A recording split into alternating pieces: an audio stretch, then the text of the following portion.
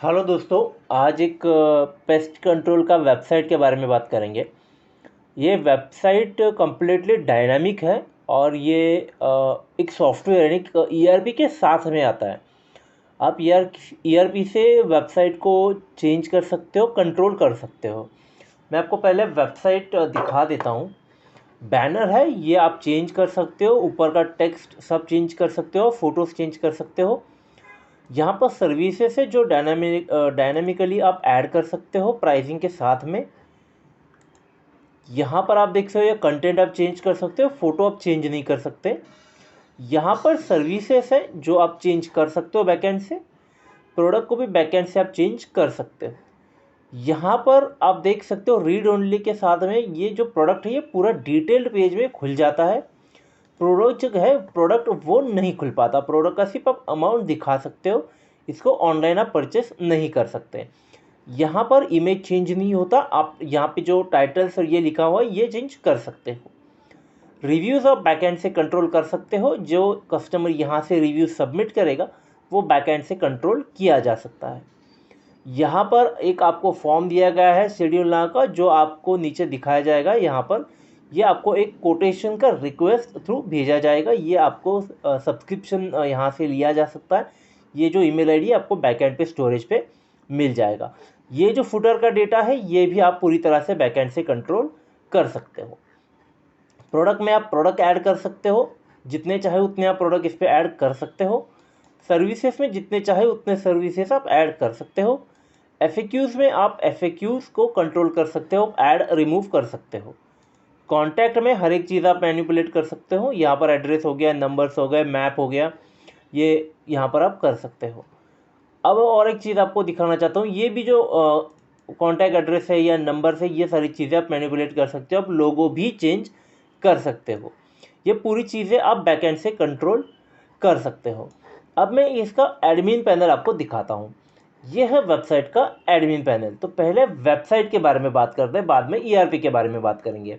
यहाँ पर आप देख सकते हो एक वेबसाइट सेक्शन है, तो उसको आप ओपन करोगे तो आप यहाँ पर देख सकते हो बैनर्स करके एक चीज़ आती है। तो बैनर में यही जो बैनर्स है इसको हम लोग कंट्रोल कर सकते हैं। जैसे मैंने कहा कि ये फ्रंट बैनर आते हैं, इनको आप कंट्रोल कर सकते हो। मैं आपको एक एडिट कर करके दिखा देता हूँ। यहाँ पर देखिए बैनर का टाइटल है, सब टाइटल है और उसका फ़ोटो है। एक इम्पॉर्टेंट चीज़, फ़ोटो सेम साइज़ का होना चाहिए तभी जा कर के वो अपडेट होता है, ठीक है। तो ये बैनर के अंदर फ्रंट बैनर चेंज कर सकते हो। फीचर्स में आप फीचर्स चेंज कर सकते हो, जो मैंने आपको नीचे दिखा दिए। इसे फीचर्स कहा जाता है, यहाँ पर जो लिखा हुआ है इसे फीचर्स कहते हैं। तो ये भी आप चेंज कर सकते हो। और आपको अगर कुछ लिख करके रखना है और एक्टिवेट डीएक्टिवेट करना है तो आप यहाँ से कर सकते हो। इनएक्टिव करने के बाद वो चीज़ वहाँ पर दिखाई नहीं देगी, एक्टिव करने के बाद वो वापस वहाँ पर दिख जाएगी। एफएक्यूज़ के पेज में आप एफएक्यूज़ ऐड कर सकते हो, अगेन एक्टिव एंड डीएक्टिव आप उसे कर सकते हो। प्रोडक्ट्स में आप प्रोडक्ट ऐड करने हैं, प्रोडक्ट का नाम है और प्राइसिंग है और फोटोज़ आते हैं।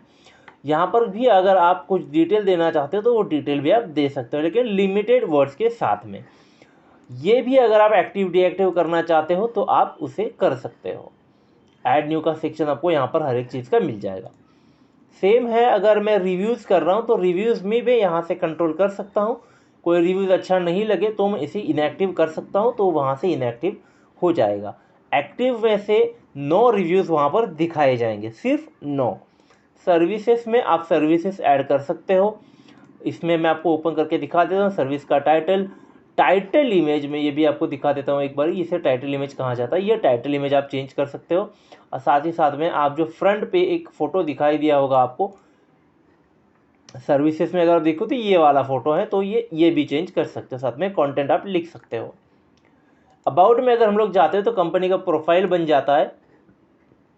यहाँ पे टाइटल आ जाएगा, ब्रांड का लोगो आ जाएगा जो हमें यहाँ पर लगाया हुआ है, और यहाँ पर एक ब्रांड नेम आ जाएगा। ब्रांड नेम होता है दोस्तों जो हर जगह पर दिखाई देगा, जैसे कि हम लोग यहाँ पे देख रहे हैं कूल पेस्ट है, तो ये जो भी यहाँ पर दिखाई देगा वो होगा ब्रांड नेम।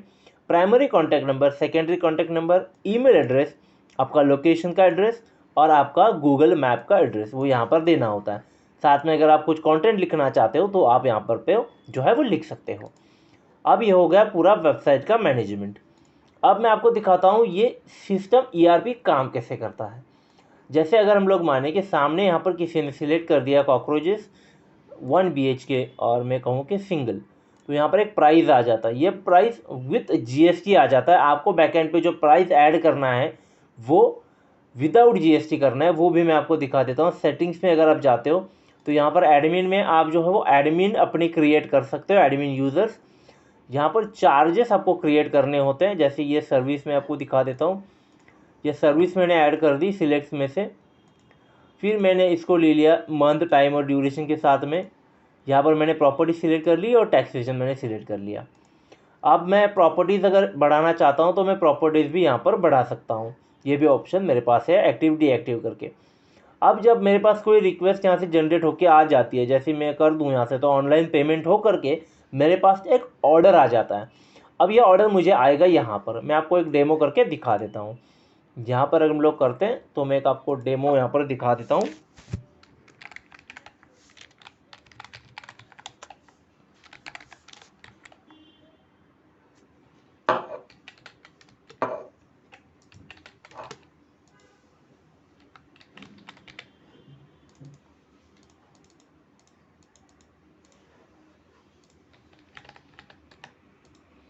ये मैंने नेक्स्ट कर दिया। ये मेरा डेटा एक बार कंफर्म कर लेगा और मुझे पेमेंट के लिए पूछेगा। मैं कार्ड सिलेक्ट कर लेता हूँ। यहाँ पर मैं कार्ड का डिटेल डाल देता हूँ, मेरे का नाम डाल देता हूँ, कार्ड डिटेल्स कर देता हूँ, कार्ड को सेव नहीं, keep the card save, OTP डाल दिया मैंने, सबमिट कर दिया।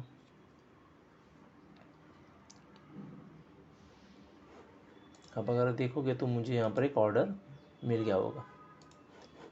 ये ओके हो गया, मैंने थैंक यू कर लिया। अब मैं यहाँ पर रिफ्रेश अगर कर देता हूँ तो यहाँ पे मुझे एक ऑर्डर मिल गया। अब मुझे ये ऑर्डर देखना है। ये ऑर्डर है, ये मुझे कॉकरोच के लिए मिला है, 1 BHK के लिए, सिंगल ड्यूरेशन के लिए, और इतना प्राइसिंग है। अब मैं अगर यहाँ पे इसको ओपन कर लेता हूँ तो ये मुझे पूरी ऑर्डर की डिटेल दिखा देगा कि किसने ऑर्डर किया, कहाँ जाना है, क्या करना है, सब डिटेल है। अब ये ऑर्डर मुझे स्केड्यूल करना है। मुझे आज ऑर्डर मिल गया, मैंने कस्टमर को फ़ोन कर लिया और कस्टमर ने मुझे बोला कि आप जो है 2 दिन बाद आ जाओ, तो मैं 2 दिन की डेट जो है वो यहाँ पर डाल दूँगा। तो मैं कर लूँ 25 कर लूँ, और टाइमिंग कस्टमर ने मुझे दिया 12 बजे का।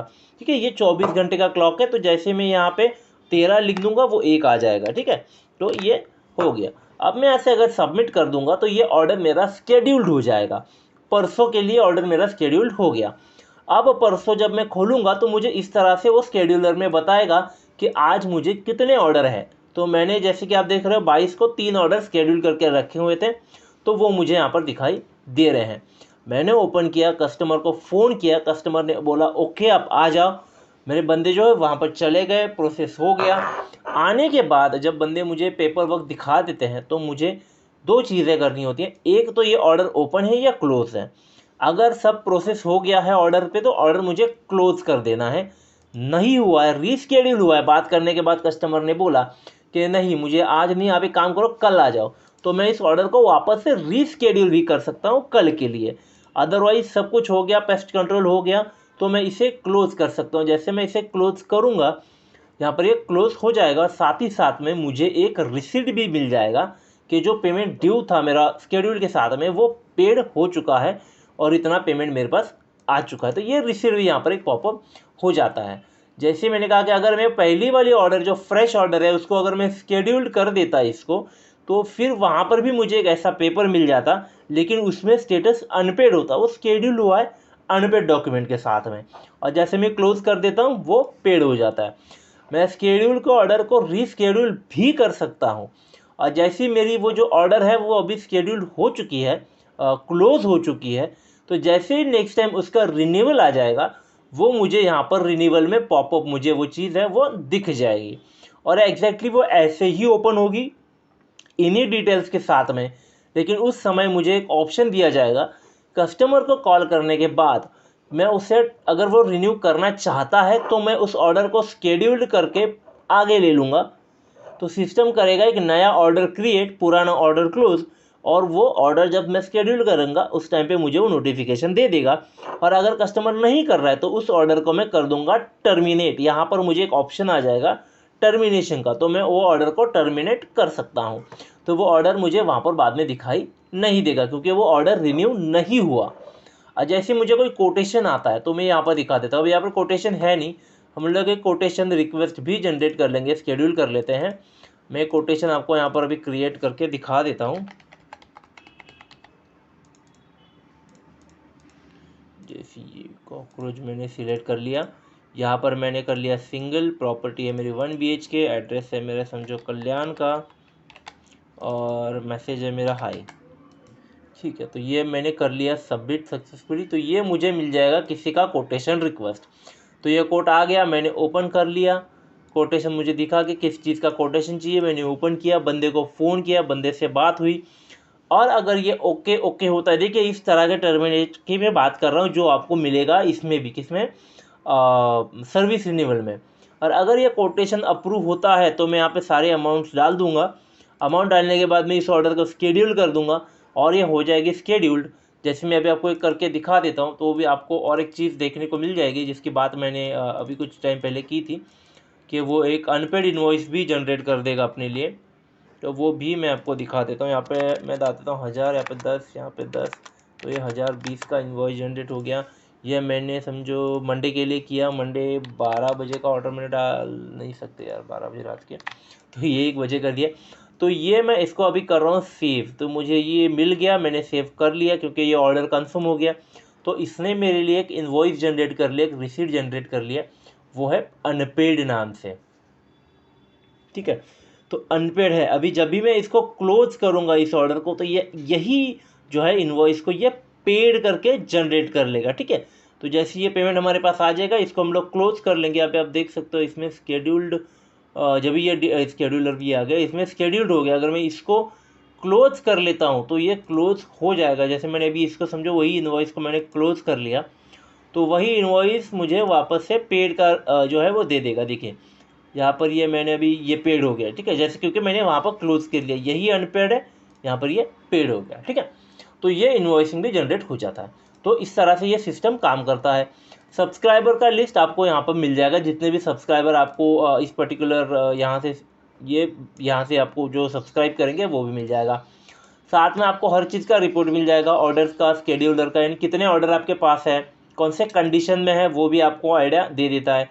जैसे मैं अगर 1 तारीख से लेकर के इसको मैं 30 तक करूं तो मुझे ये बता देगा कि देखिए मेरे पास इतने ऑर्डर हैं जिसमें ये 4 क्लोज हो चुके हैं, 1 ओपन है, 2 स्केड्यूल्ड है, वो भी मुझे बता दिया। स्केड्यूलर मुझे बताएगा कि उस पर्टिकुलर डेट में कितने ऑर्डर स्केड्यूल्ड हैं, तो वो भी मैं जान जाऊँगा। इसके समझिए अभी मैं कर रहा हूँ 1 से लेकर 23 तक कितने ऑर्डर स्केड्यूल्ड है मेरे, तो वो मुझे बता भाई 2 ऑर्डर स्केड्यूल्ड है आपके विद द शेड्यूल डेट। फिर आपको आएगा सर्विस रिन्यूअल, कोटेशन रिक्वेस्ट आएगा, सब्सक्राइबर्स आ जाएंगे कि कितने मिले उस पर्टिकुलर डेट में, कस्टमर्स कितने हैं, आपको कितने मिले उस पर्टिकुलर डेट में, कलेक्शन कितना हुआ आपका। अभी जैसे हमने एक रिक्वेस्ट को क्लोज किया अभी जस्ट, तो वो भी देख लेते हैं। समझिए मुझे कितना कलेक्शन हुआ इस पर्टिकुलर मंथ में, हमने मंथ सिलेक्ट किया तो हम लोग यहाँ पे वो भी देख सकते हैं। साथ ही साथ में हर एक रिपोर्ट का आप एक्सेल भी डाउनलोड कर सकते हो। आपको पूरा डेटा जो दिख रहा है उससे थोड़ा ज़्यादा और भी डेटा इसमें मिलेगा। तो ये पूरा सॉफ्टवेयर है दोस्तों, ERP है। ये आपको वेबसाइट के साथ में आता है, वेबसाइट आपको फ्री ऑफ कॉस्ट आ जाते हैं इसके साथ में। तो वेबसाइट के साथ में ही आपको ये पूरा सॉफ्टवेयर मिल जाता है। क्लाउड बेस्ड सॉफ्टवेयर है, कहीं से भी आप इसको ऑपरेट कर सकते हो। कोई लिमिटेड नहीं है कि PC होना चाहिए, आपके पास इंटरनेट ज़रूर होना चाहिए, एक लैपटॉप ज़रूर होना चाहिए, तो आप इसको कहीं से भी कंट्रोल कर सकते हो। मोबाइल अगर आपके पास है तो मोबाइल से भी आप इस सॉफ्टवेयर का कंट्रोल कर सकते हो। ठीक है दोस्तों, ये पूरा एक ERP सॉफ्टवेयर है पेस्ट कंट्रोल का। वीडियो आपको अच्छा लगा है, सॉफ्टवेयर अच्छा लगा है, रिक्वायरमेंट है तो हमें ज़रूर बताइएगा दोस्तों। लिंक हम इसके साथ में आपके साथ शेयर कर रहे हैं। Thank you very much.